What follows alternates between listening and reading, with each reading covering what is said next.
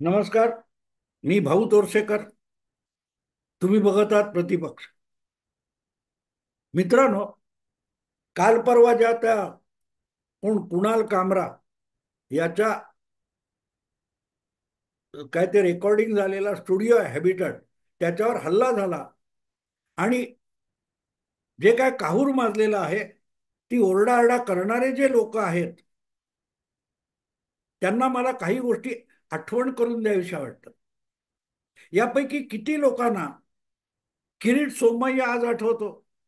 मध्यंतरीच्या काळामध्ये, म्हणजे करोना काळामध्ये किंवा उद्धव ठाकरे मुख्यमंत्री असताना आणि संजय राऊत यांची सकाळची पत्रकार परिषद चालू झाली असताना त्या कालखंडामध्ये किरीट सोमय्या पण अधूनमधून नाही, नित्य नेमाने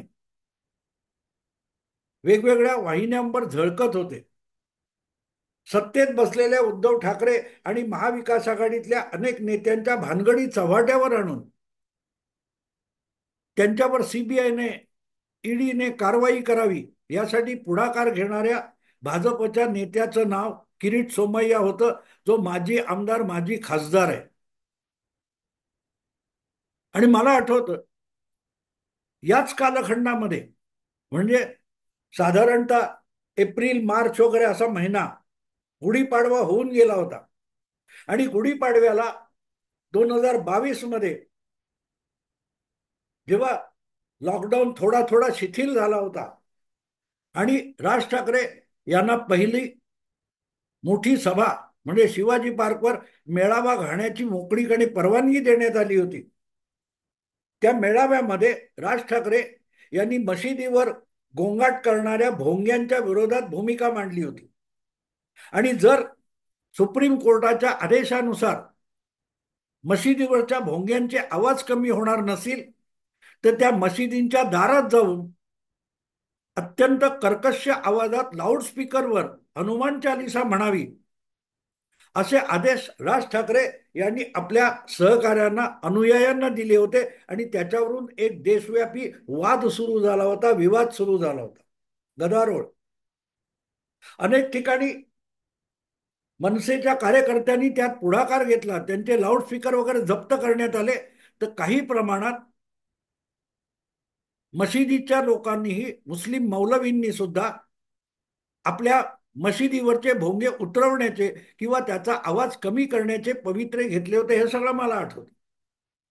आणि त्याच कालखंडामध्ये अपक्ष आमदार रवी राणा आणि त्यांच्या अपक्ष खासदार पत्नी नवनीत राणा यांनी उद्धव ठाकरे सरकार विरुद्ध एक ठाम भूमिका सातत्याने घेतली होती. आणि त्यात त्यांनी घोषित केलं होतं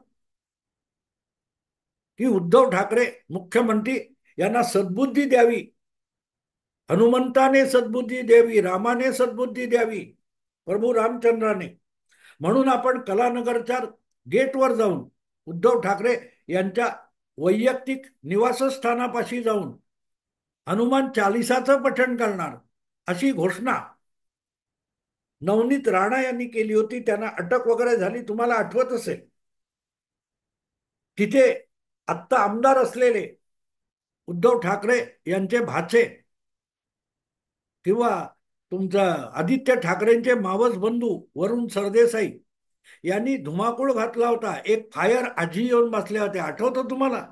फायर आजी कलानगरच्या दारामध्ये गेटवर खूप धुमाकूळ झाला होता. नवनीत राणा आणि त्यांचे पती रवी राणा हे कलानगरच्या गेट जवळ पोहोचू सुद्धा शकले नाहीत. कडेकोट सगळीकडे पोलीस बंदोबस्त झाला होता. आणि नुसता कलानगरला नाही, तर खार सांताक्रुजला कुठेतरी, जिथे मुंबईतलं नवनीत राणा यांचं घर आहे, तिथे सुद्धा एक कडेकोट बंदोबस्त करण्यात ठेवण्यात आला होता. तरीही त्यांच्या घरापर्यंत, जर ते कलानगरपर्यंत येऊ शकले नाहीत, तर त्यांच्या घरापर्यंत जाऊन त्यांना धमकावण्याची हिंमत हे जे वरुण सरदेसाई वगैरे होते त्यांनी केलेली होती. शेवटी पोलिसांनी रवी राणा आणि नवनीत राणा यांना अटक करून सांताक्रुज पोलीस ठाण्यात नेलेलं होतं. आणि त्या पोलीस ठाण्यामध्ये जे काय चाललं होतं, तेव्हा त्यांना भेटायला मुद्दाम अगत्याने किरीट सोमय्या पोहोचले होते सांताक्रूज पोलीस ठाण्यामध्ये. आणि किरीट सोमय्या हे तिथे पोलीस ठाण्यात जाऊन पोहोचले आणि तिथे त्यांच्यावर शिवसैनिकांनी, अखंड असलेल्या शिवसैनिकांनी, शिवसेनेच्या शिवसैनिकांनी हल्ला केला होता, दगड फेकले होते, सोडा वॉटरच्या बाटल्या फेकल्या होत्या. आणि त्यामध्ये अगदी कॅमेऱ्यामध्ये सुद्धा शिवसेनेचे माजी महापौर महाडेश्वर दिसले होते, विश्वनाथ महाडेश्वर. आता ते दिवंगत झालेले आहेत, हयात नाही आहेत, पण मला आठवतं. आणि मग किती काळ त्या गाडीच्या काचा फुटल्या किरीट सोमय्याच्या, आणि त्यातली एक काच किरीट सोमय्यांना लागली होती, इथे तोंडावर लागली होती, आणि त्यांच्या ओठावर, ओठाच्या खाली इथे असा रक्ताचा ओघळ आलेला दिसत होता. याचे व्हिडिओ क्लिप्स आज सुद्धा मिळतील, आज सुद्धा मिळतील. आज जे कोणी कुणाल कामराच्यासाठी हळवे झालेले आहेत त्यांनाही मी आठवण करून देतोय की अगदी गाडीवर दगड वगैरे फेकल्याचं चित्रण उपलब्ध आहे, तेव्हा मौन बाळगलेले अनेक लोक आज कुणाल काय तो सामरा याच्यावरच्या हल्ल्याचे निषेध करायला पुढे आलेत.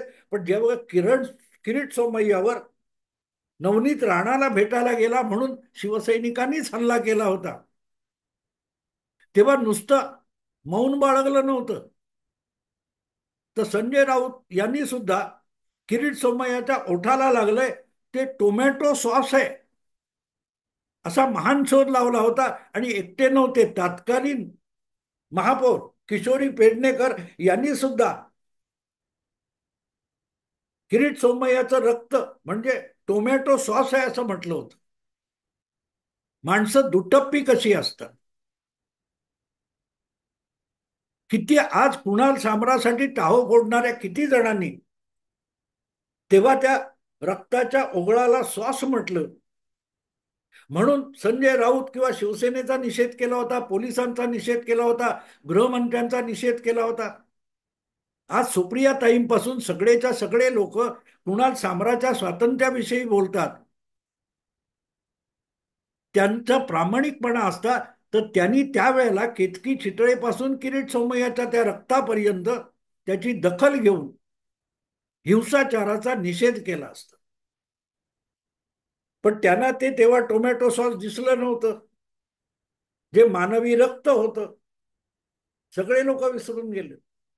असो, ज्यांना स्मरणशक्ती असेल त्यांची स्मरणशक्ती जागवावी म्हणून हा छोटासा व्हिडिओ केला. आवडला लाईक करा, शेअर करा आणि सबस्क्राईब करा. नमस्कार.